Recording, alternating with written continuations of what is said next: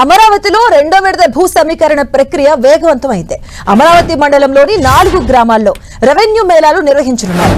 వైకుంఠపురం, పెద్దమద్దూరు, ఎండ్రాయి, కర్లపూడి గ్రామాల్లో ఈ నెల 17 వరకు రెవెన్యూ మేళాలు కొనసాగబోతున్నాయి. ఇప్పటికే భూ సమస్యలను మంత్రి నారాయణ దృష్టికి రైతులు తీసుకెళ్లారు. అన్నింటినీ పరిష్కరిస్తామని ఆయన హామీ ఇచ్చారు.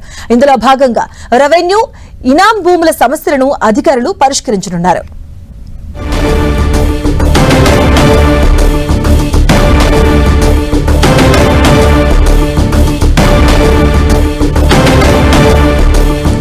అమరావతిలో రెండో విడత భూ సమీకరణ ప్రక్రియను వేగవంతం అయింది. అమరావతి మండలంలోని 4 గ్రామాల్లో రెవెన్యూ మేళాలు నిర్వహించబోతున్నారు.